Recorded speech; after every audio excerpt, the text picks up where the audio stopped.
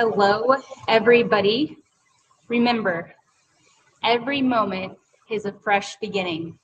So we don't want to have any of our moments go unwasted throughout the day, especially if we have big goals and we want to accomplish those goals.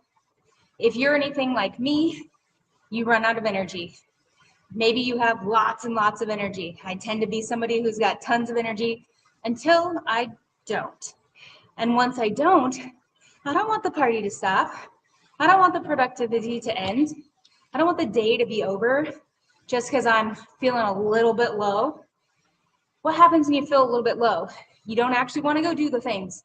You don't want to make the phone calls. You don't want to follow up with the emails. You don't want to, whatever it is in your job that you do, that is the harder thing that you don't love doing. Well, midday after you've had lunch, maybe you're feeling a little bit low. Maybe you're going for another coffee of the day, which I love coffee. Trust me, it's my drug of choice. If I could give up coffee, would I? I don't know. There's too much debate out on there on whether it's a good productivity tool or not. However, like anything, there is such a thing as too much of the good stuff, right? So if you're drinking a cup of coffee at 2, 3, 4, 5 p.m., man, the half-life of coffee is like 6 hours. So it takes something like 10 to 12 hours for one cup of coffee to get completely out of your system. Maybe it's, I feel like maybe it's 8 hours, okay? So something right around there. You're gonna have to double check that. But the point is that a great time to finish coffee is by noon, at the latest 2 p.m., depending on what time you go to bed, because you're still gonna have caffeine in your system, which is gonna make it more difficult for your body to want to wind down, for you to start feeling tired, to be able to actually drift off into some really deep sleep. And if you haven't been able to really dial in sleep yet, and you haven't figured this out, sleep is the absolute most important thing that you could do for energy. In my humble opinion, energy is quite literally the absolute most important thing. And until we get used to having a vibrant level of energy, an abundance of energy, because there was a period of maybe my whole life where I didn't recognize the degree that I had the power to be able to control maintaining super high levels of energy for long periods of time by integrating certain strategies into my day that would help that energy stay high. Now, the one most important thing that I have identified is that if I get 7.5 to until I wake up amount of sleep, my energy is through the roof. But as soon as I go to sleep later, have less energy, next thing you know, I'm feeling less and less energized, okay? Which is kind of a thing. So if you want to feel high levels of energy, first of all, just go to bed early, same time every night. That is the number one thing that you can do to keep yourself energized, is just go to sleep. As hard as it may be, the child in you may want to continue to play games or stay on the computer.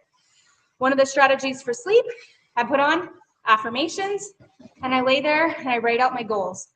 And that I have found 15, 20 minutes, no screen, blue light glasses on, just winding down, I'm able to drift off to sleep much faster.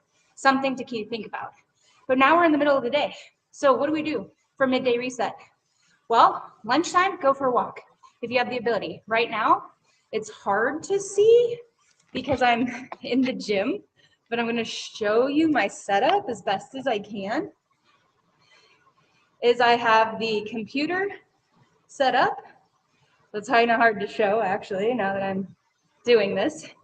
And I'm on the treadmill. So I have my full computer set up, and I'm on the treadmill. I have a box, I hope you noticed that, to elevate. So I'm not hunched over, because that hunching, also that downward effect, makes you sleepy. So upright at the computer, ticka, ticka, ticka, ticka, ticka, while I'm on the treadmill. Just ate lunch, now moving the body, so I don't have time to actually get tired. When it's required, and believe me, it is, a quick 12-minute power nap. I'm telling you, there's power in the power nap. So can also do as much as a cup of coffee or anything else. So now that it's midday and you're midday looking for your reset, whether you're drifting off or napping under your desk, we've all been there. How are you going to choose, or what are you going to start doing to be able to energize so that these last 3-4 hours of work, you're still up here, highly motivated, feeling incredibly ambitious to want to actually then go out and do the things you need to do so you're not wasting the afternoon. If you don't know what that is, life is an experiment. Just start testing empowered habits. If you keep following my social media, I'm going all in on sharing empowered habits that once you do it, make you feel good, right? There's a difference between empowered and disempowered. When you feel empowered, you want to show up, be your best version of yourself, and really be there, energized, and wanting to work, wanting to tackle those goals. But when you're tired, do you want to? Even things that you love to do feel like a chore. So what are you doing midday to re-energize so you're not wasting your day? Start testing it out. Maybe it's a walk after lunch outside. Maybe you live in a part of the world where it's sunny. Maybe it's not. Maybe you have to stay inside. Maybe you get one of those fake bright lights. Whatever you need to do, start testing those. I'll be sharing tons of those strategies. And until then, play around with what works for you. Everybody's different.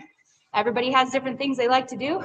But if you never test it, and you don't even know that you have that power to be able to truly take charge of your afternoons, how are you ever going to do it? That's on you. All right. Remember, your life, your journey, your choice. Go confidently in the direction of your goals and live the life you imagine. Thoreau, have a wonderful day.